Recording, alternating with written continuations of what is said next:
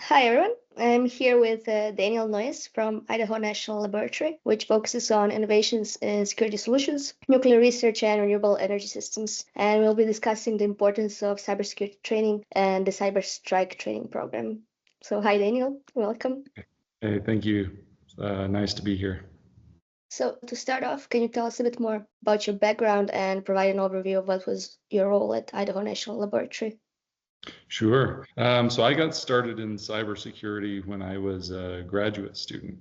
I received the Scholarship for Service Award, which was a scholarship from the US government to focus on cybersecurity.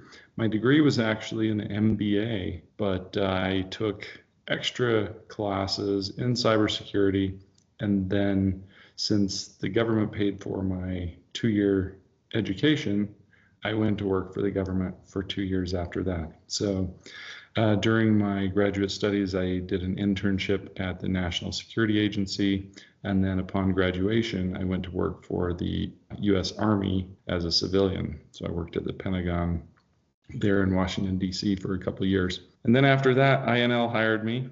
I'm originally from Idaho, so it was nice to kind of come back home and continue doing that cybersecurity work that I had started with the government. Now, at Idaho National Laboratory, what I didn't know was their focus was on industrial control systems.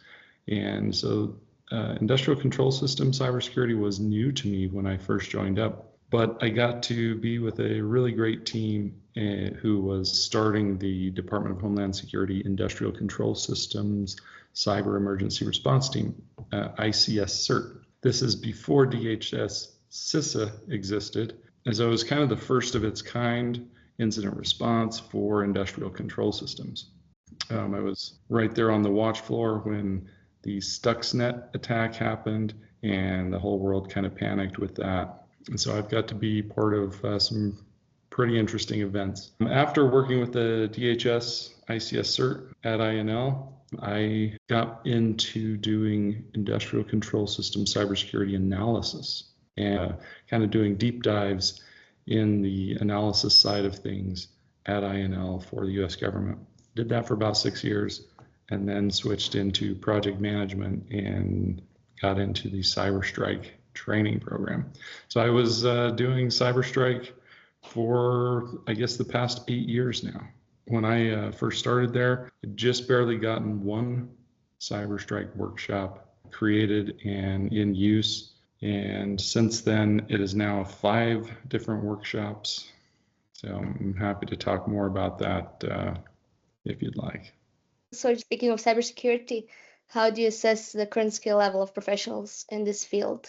Do you believe there's a shortage of qualified professionals in this area? I guess going into the whole idea of CyberStrike training, right? Mm-hmm. Yeah, so in doing this CyberStrike training all throughout the world in the US, one of the biggest things we see is a shortage of qualified and trained cybersecurity professionals, especially in the critical infrastructure cybersecurity area. So absolutely a shortage. And so what is CyberStrike and what are its main objectives and how does it address current cybersecurity challenges? Yeah, so CyberStrike is a training workshop that was created by Department of Energy, INL. It's a one-day hands-on cybersecurity training workshop. Now, that said, it's also it's kind of a portfolio of trainings. There are 5 different CyberStrike workshops now. There's CyberStrike Lights Out, which is the original one. CyberStrike Shadow Valve, which is kind of lights out, but tailored for oil and gas. And there's CyberStrike Nemesis. That one focuses in on the top industrial control systems cybersecurity threat actors throughout the world and what they're doing and what we've seen, how they target processes and industrial control systems. And there's CyberStrike Stormcloud, which has a focus on renewable energy systems, wind and solar. And then there's also CyberStrike Sleuth, which is kind of a technical workshop for those, in the weeds cyber technical analysts. But the original one, CyberStrike Lights Out, that was created after the cyber attacks in 2015 that targeted Ukraine's power grid. So cyber attackers were able to shut down the power at 3 distribution companies, 53 different substations they were able to remotely open breakers at. And so after that, U.S. government sent a team over to Ukraine to assist them and brought back some lessons learned, which was the foundational content for the CyberStrike Lights Out workshop. The way these trainings are different is that they were informed by that original team's efforts in Ukraine. They have hands-on exercises that show the participants how these attacks happen. So it kind of opens their eyes to the fact that cyber attacks are not magic. So it's been a really good workshop for your critical infrastructure owners and operators, those who maybe didn't study cybersecurity. And it's also been really good for those in the cybersecurity focus to understand how cyber impacts operations and processes and the people who are controlling those. So you mentioned, I guess, people having various skill levels or knowledge levels, I guess. So how do you tailor your training programs to accommodate all of the participants? Yeah, that's it's been kind of a challenge, but I think we've worked through it pretty well. So we get participants who come to the CyberStrike workshops, which have some pretty technical exercises, who they're not very familiar with the cyber tools or anything like that. And so what we've done, those who are and understand cybersecurity, they're able to kind of get through the exercises pretty well. But for those who aren't, we have a workbook where we kind of step them through every exercise. Here's what you need to do. Here's why you do this. Here's how the attackers are using these tools. And we just kind of walk them through step by step so that they can still do the exercises, even though it's a little bit more guided. Mm-hmm. And from your experience, can you share some success story or case study where the CyberStrike training made a difference in the field? I don't have any very specific stories. A lot of times companies don't like to share any information about, attacks, but I have heard many times feedback from participants who've gone through CyberStrike who've come back and told us that they were able to take the tools and lessons that they learned in CyberStrike back to their companies and deploy that knowledge immediately. We've definitely heard a lot of positive feedback and a lot of repeat customers. So a lot of people who've been through CyberStrike, they'll come back and take it again. So I think there's a lot of value there, and people really appreciate it. And how do you stay updated on the latest cybersecurity threats and trends to ensure the training remains relevant? Yeah, that's a great question. So we had been teaching the CyberStrike Lights Out workshop, Lights Out in Shadow Valve, for several years. And the Department of Energy came to us and said, these attacks, they're 4 or 5 years old, the Ukraine attacks that their training was based on. So let's create a workshop that looks at more modern current threats and the attacks that have been happening. And so that was the genesis for the CyberStrike Nemesis workshop. Mm-hmm. And so we still have the original workshops for anybody who hasn't seen it. It's still relevant. In industrial control systems, the life cycle for the programmable logic controllers and those kinds of devices is very long. So even though those attacks are very old, some of the lessons still apply to equipment in the field today.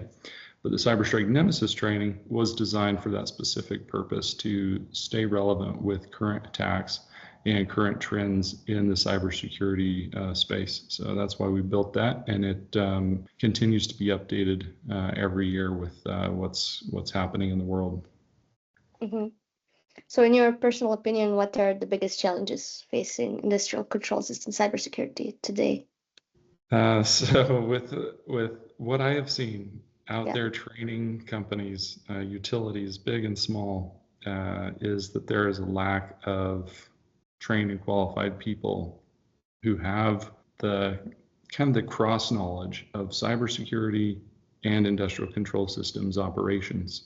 Bringing those two things together and understanding how the processes work, how the digital components impact the processes, how the cybersecurity piece fits in the whole space, is definitely a lack of professionals who fit that. That's what I would say.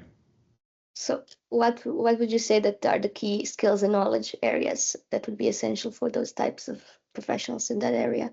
Yeah, I think your cybersecurity, your technical cybersecurity folks, maybe they have the IT backgrounds, they need to learn operations and control systems, programmable logic controllers, and the process. And the folks who understand the operations, those engineers who don't have any cyber knowledge, they need to kind of understand a little bit more on the cyber side. And then we need to bring those two groups of people together to talk. So they need to be able to work together. And there's always been kind of, they've always been kind of at odds, because cybersecurity, a lot of times they will lock down systems and lock down capabilities for cybersecurity reasons. And sometimes that can impact operations. And if you impact operations, it's not a good day. And so there's always been a little bit of a trouble getting the operation folks and the cyber folks to communicate and work together. But I think we're starting to see companies bridging that gap and bringing those teams together and working together much better within the last couple of years. Yeah. So as a last question, looking ahead, what developments or advancements do you foresee in the field of cybersecurity training and education?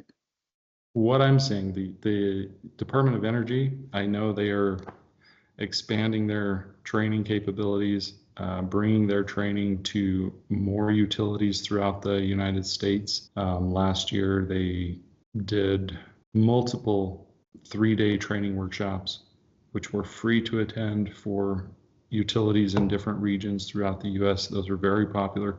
I know they're hoping to do those again. I know the Department of Homeland Security has been continually advancing their training workshops. Private industry, the industrial control system cybersecurity training space is continually growing, and I see more and more companies entering that space and building new capabilities. I'm really excited to see it continue to grow and bloom. So that's what I see, is just more growth, more capabilities, bringing the hardware into the training, getting people those hands-on exercises and capabilities and training moments, and then also bringing the operations and cybersecurity people together in those trainings so that they can start to communicate better. Yeah, and bridge that gap. Okay, thank you so much. That's a great way to end. Sure. Thank you for having me.